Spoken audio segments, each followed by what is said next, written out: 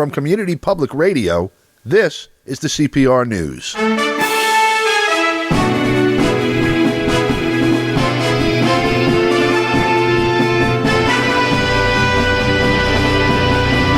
From the Democratic National Convention at the Wells Fargo Center in Philadelphia, Pennsylvania, I'm Don DeBar. Today, a conversation with Glen Ford of BlackAgendaReport.com and Professor Anthony Monteiro about the significance of the Democratic National Convention, the Republican National Convention last week, this year's presidential election, and the movements arising here in the United States. Glad to have both of you together at once, Tony Monteiro, Glen Ford. This is the last day of the Democratic National Convention. Let's talk about it. Who wants to go first?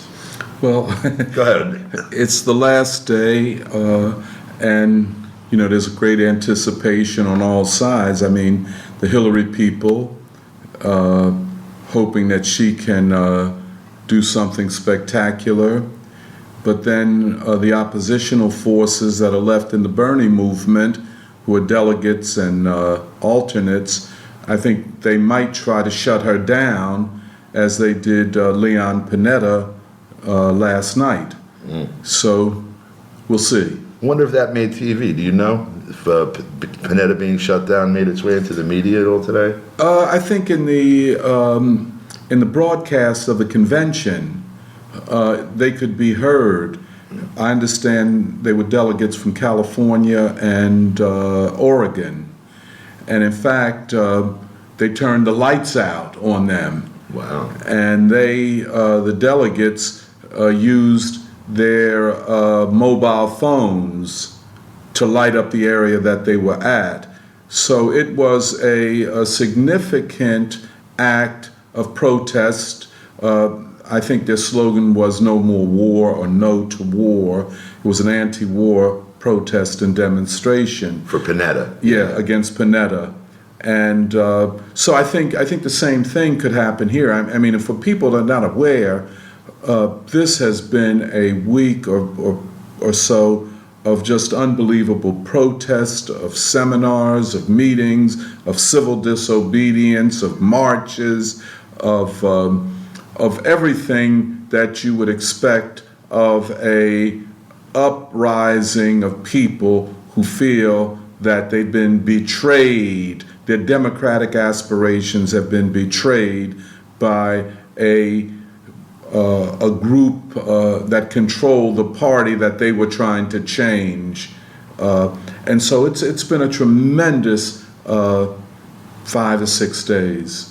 What has been remarkable here is the lengths that the Hillary people, the DNC people, the establishment Democratic Party people have gone to humiliate the Sanders people, and the lengths that the corporate media has gone to be of every assistance to them. And it really tells you something about what Hillary Clinton's game plan is. The conventional wisdom is that the Democrats are wooing the Sanders folks, who are half of the Democratic Party if we only examine the delegates. And that doesn't say what the Democratic Party is out there in the real world. But that's not what's going on. What they are doing is actively trying to humiliate them, to make them invisible. They are making angry folk who, many of whom, would be willing to fold up their tent and become with her. But she makes it as very, very difficult. And I think what that means is that their real priority, which they can't wait to set into motion, their real game plan is to make this big tent Democratic Party that will suck in all millions of refugees, Republican refugees from Trump. And they believe that somehow that they can do without the Sanders element. I think that they miscalculate what the Sanders element is. I don't think that they understand what is going on in the country, but even if they did, even if they understood that there is this groundswell of anti-corporate feeling, which also, of course, is manifested in the Republican Party, even if they did, since they are the instruments of finance capital, which offers nothing, which has no plan even for amelioration of public opinion, which says, like Thatcher, there is no alternative. They have no intention of offering anything, and so I think, therefore, they must behave as if the Sanders people are much smaller, and also pretend that they're going to fold up into the party and that the big pickings are out there in Republican land. It seems to me that along those lines that, the emails show very close coordination between the media, CNN and MSNBC in particular, but you can infer from that the New York Times, and from looking at just the coverage that it's a broader, I won't say the word conspiracy, a broader arrangement than that. That by attempting to silence them or to make it appear that they have been subsumed into Clinton's campaign, they don't take into account the organic relationship between these particular delegates and the mode of their election, which is different from the mode of election of the Clinton supporters, who were basically the party, regulars. They had to go out and walk their districts. They got to know the people. I spoke with one from northwest suburbs of Chicago. He said, I got 27,000 votes that sent me here in a Republican district that I outpolled the aggregate of the Republicans, and I bet I met and shook hands with and spoke with half of those 27,000 people over the past year. And I can't just turn around and endorse Clinton when I was talking with them and they were telling me they didn't want to be with him. I can't swing them in the same way that Bernie can't swing me. So I don't think they understand that by making them invisible, that by trying to sell over television that now we're all one big happy family, is going to play at the grassroots with these people, and they're the ones that are going to the polls in November. And the person that you just described is an example of the kind of cadre for new political formations that are being encouraged to see themselves as cadre in opposition to the Democratic Party. And they are, in fact, hastening that process with their treatment of the Sanders people over the last several days. And I think that one of the huge mistakes that the Clinton people and the Democratic Party establishment are making is that they're underestimating this movement. And it is a movement. And they are overestimating what the media can do, because they're going to try to win this election, apropos to what you're saying, Don, through creating an appearance of unity, an appearance of progressiveness. This idea that we have the most progressive platform in the history of the Democratic Party. Now, I don't know that that's true. A lie in which Sanders engages. That's right. Yeah. That's right. Well, and we cannot underestimate Sanders' complicity. And others. I'll be very honest, if you don't mind. It's shocking to see Danny Glover and Larry Hamm surrendering to this whole, how could I say, this whole fraud of, well, we have to defeat the neo-fascist. And, one of the things, we've talked about a great deal, Don, and I know I've talked about this with Glenn, is that before you fight fascism, you have to locate it where it's at. And the form that it takes in a nation like this, with a media like this. And I think that so many people are being herded into, not even sheepdog, herded into this hysteria about Donald Trump and fascism, where if they looked at anything about the Donald Trump program, they would know that he is to the left of Hillary Clinton and Barack Obama on most of the significant and strategic questions that relate to working people and black people and the poor. I mean, and that Hillary's record is a record of a neo-fascist, if you will. If fascism is a state that is the instrument of the worst sectors of capital, and we are having Michael Bloomberg, I believe the 8th richest man in the world, speaking in an honored place at the Democratic National Convention tonight, who was not even a Democrat. Yeah. I think we know what the Democratic Party is about, who they serve and who they seek to humiliate. It's Really? all being acted out on this Philadelphia Absolutely. stage. And especially hovering over this whole thing, the Koch brothers. And who knows who else? I mean, certainly all of the hedge funds, certainly Goldman Sachs, we know about that tie. I mean, and the military. I mean, all of the neocons, Robert Kagan, Friedman, all of the neocons. So what, I'm trying to figure this out.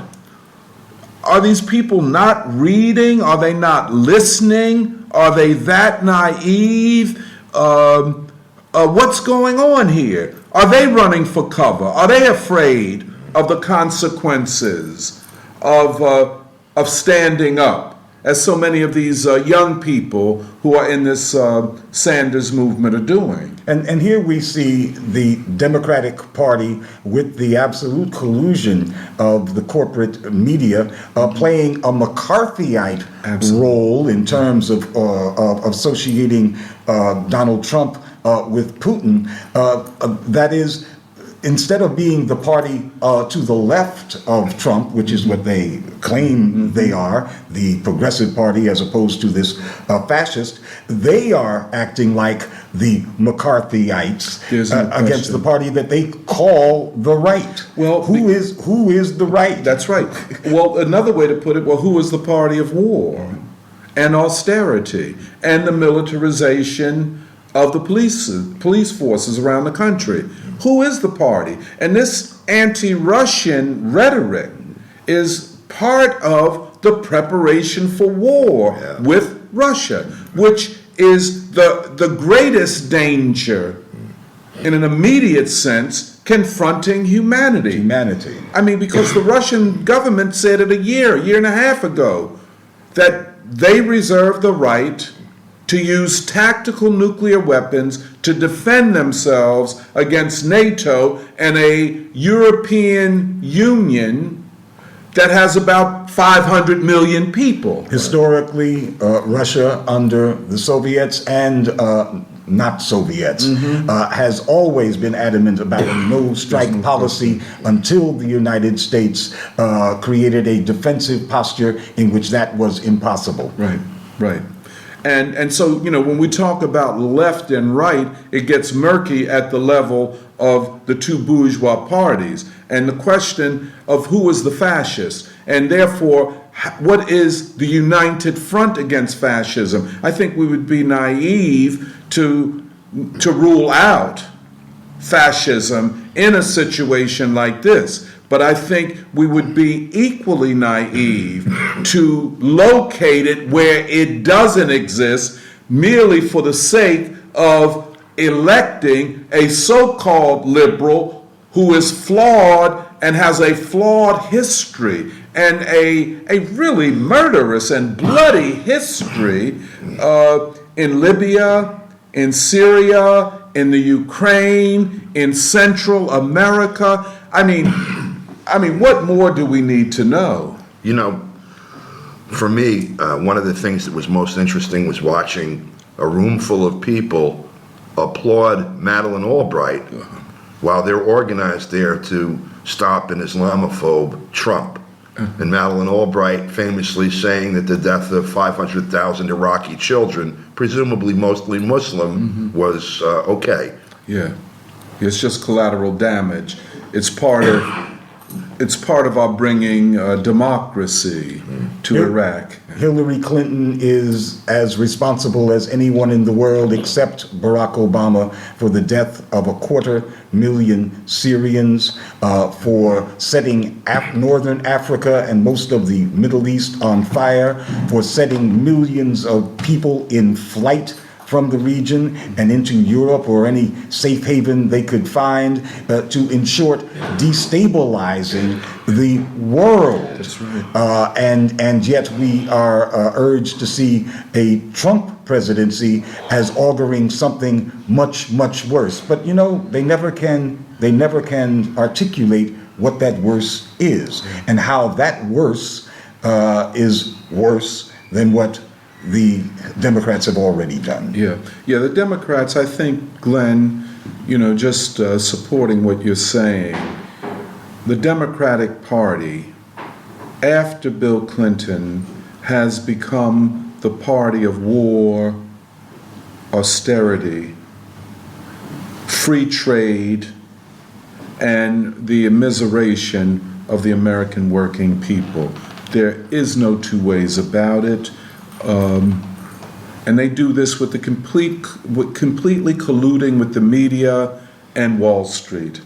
And to paraphrase Paul Street, the Democratic Party has become the perfect instrument of the ruling class. And that's why we see the ruling class consolidating itself behind the Democratic Party. That's why Bloomberg is there in an honored place. And that is why Donald Trump is the only one of these two candidates who actually badmouth in his speech big business. You can't imagine that coming out of Hillary Clinton's mouth, and I don't think you can imagine it coming out of Bernie Sanders' mouth now that he has capitulated. You know, one of the things that really, has me wondering is that with the contradictions that are evident inside the Democratic Party, if we see this, they must see it. They have all the people with their, in the old days you would say their slide rules and everything else. They have all this marketing data, sub-sector marketing data. They must know that no matter how much they propagandize on television, that they may well be looking at a President Trump. What do you think the fallback position is going to be? Are they just going to kill him or what? Well, who knows? I mean, I think that they have all along been much more afraid of a President Trump than a President Bernie Sanders. They read him correctly, as the events have shown. But as did Black Agenda Report, by the way. yeah. Sorry, I didn't mean to interrupt you. I wanted to give you the plug because it happens to be true. Yeah. But everything is going basically according to our prognostication. But that's not an "I told you so." No. Because we're at this kind of inflection point for the Sandinistas themselves. Yeah. And I'm not going to make a broader statement about the country, but for that group of people, they have to decide whether they are going to abandon the project that many of them, if not most of them, thought that they were in, which is to transform the Democratic Party from within, which is a mission impossible. Let's see how many still think that is a mission that is possible. Yeah. They have three choices: vote for Jill Stein, vote for Donald Trump, or not vote at all. And I'm not saying that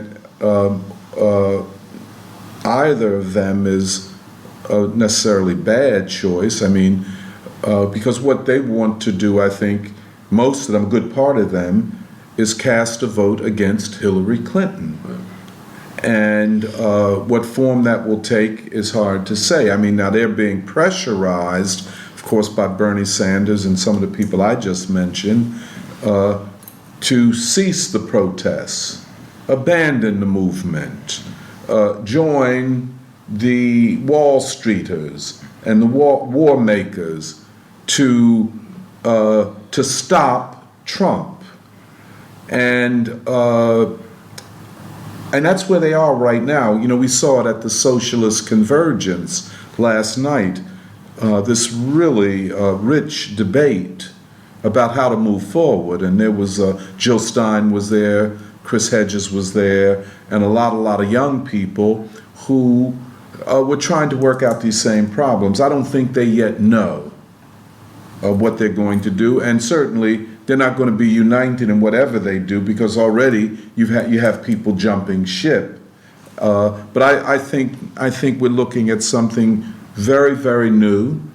I think Donald Trump has effectively destroyed the Republican Party, and I think Bernie Sanders refused to do the same thing with respect to the Democratic Party.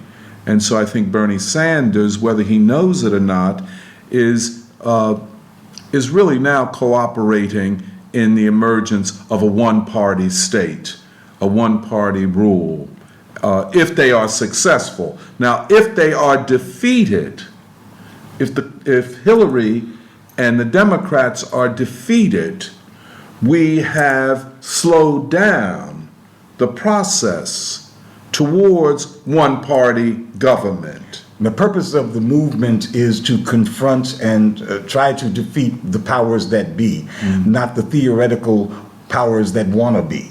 Okay. And if you don't do that, you have made yourself irrelevant. Right. And that is the choice that the Sandinistas have to make. In terms of looking at choices, on the ballot, what you listed, a lot of people have, on the left, have had this sort of romanticized idea of the Libertarian Party without knowing that, both understanding ideologically what it represents, but even in terms of just fundamental electoral politics or organizing, where it comes from, that you have like heavy influence of Koch brothers money and stuff like that, where the push behind it is to get rid of regulation, taxes, things like that. The other stuff we get as a benefit. We're allowed to get stoned if they don't have to pay taxes, things like that.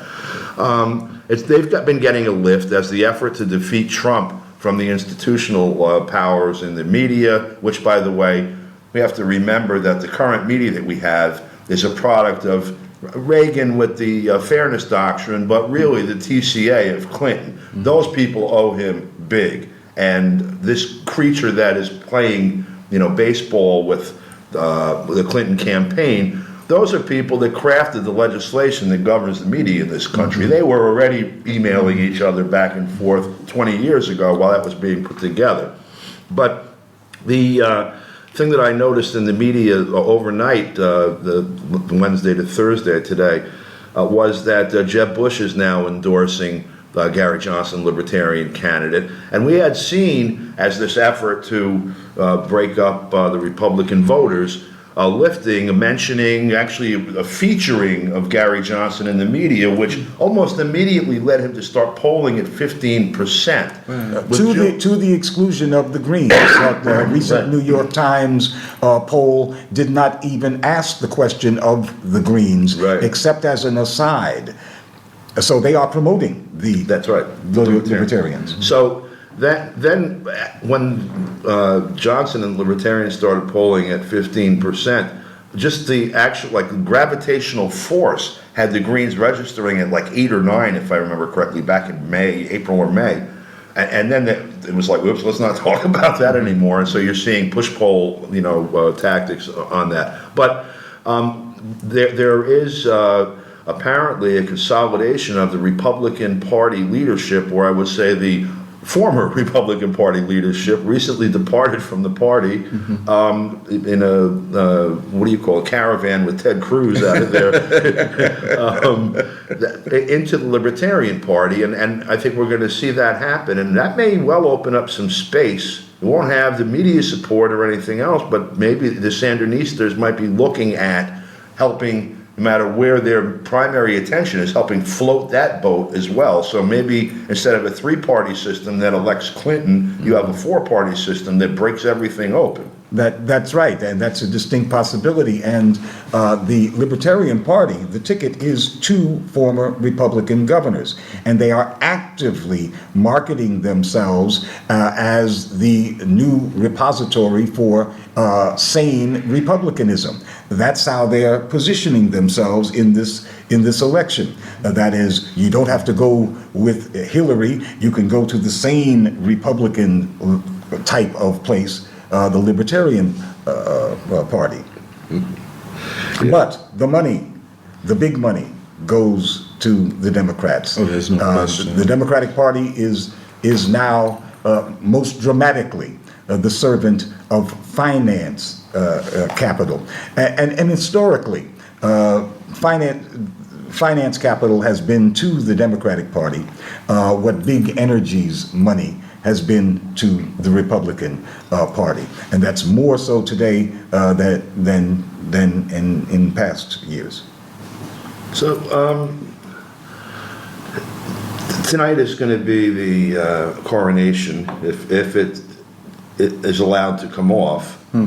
Certainly, everything we've seen, and I want to bring this in here, by the way. The people that invoke imagery of police state, fascism, with Trump, with checkpoints and helicopters and all that stuff, need to come see, or should have been here at the Democratic Convention, or for the thousands of them that are there, look up. Because when you approach the Democratic Convention from 2 miles out, you step onto the set of one of those movies of a negative utopia, dystopia kind of world. There are Secret Service, state police, Homeland Security, logos, people everywhere. There's checkpoints. You have to go through 3 or 4 of them. I'm a 62-year-old man. I'm carrying a 75-pound suitcase full of audio equipment. No, I can't have a ride. I have to walk. I'm young compared to a lot of the delegates there, for example. You can't go this way because Obama's on the premises. You can't go that way. The whole time, over the back, there's 2 or 3 helicopters in the air at a time. They're shining lights down. I'm looking at this saying, this looks like a movie that I saw when I was 20 years old. And, oh my God, I hope it never comes to that. And I'm walking through it on my way to the Democratic Party convention that's going to save me from fascism. Yes, they are positioning themselves as the anti-fascists, while the whole set looks, damn, this must be what fascism looks like. Just outside the set. That actually the set of anti-fascism is defended by this fascist turf that's outside. And you get this, to get into the celebration, you have to go through these checkpoints. Yeah. But once you get inside, then we can all party. Yeah. We can all wear our beautiful clothes and wave our American flags and make sure the Sandinistas are shut down. That's right. And so on. Because, like Mumia said on Democracy Now!, it's all a show. It's all a scripted event. And so you're right. Where is fascism at this moment in America's political history? And what does the fight against fascism look like right now? As Mumia said, if it takes Donald Trump to defeat neoliberalism, so be it. Or he was more specific, to defeat the Clintons. The Clintons, yes. He could live with it. And I agree with Mumia. He has a lot more insight, although he's been locked up for almost 35 years, than so many of our colleagues walking around. And, well, maybe that's the problem. If they were locked up and isolated from the media, they might be able to think more clearly. But the symbologies and the tropes and the sets and the beautiful people who are so friendly, how could they lie to us? Or how could they be tied up with fascists? Look how beautiful she is. Isn't he handsome? Listen the way he talks. He's that American that we all want to be. And how could they lie to us? And this is the great problem of propaganda and how it is now personalized, and how all of us have to check ourselves every day we turn the media on. Professor Monteiro, Glen Ford, thank you very much. Thank you. And that's all the news we have for you right now. For Community Public Radio, I'm Don DeBar in Philadelphia, Pennsylvania at the Democratic National Convention. Thanks for listening.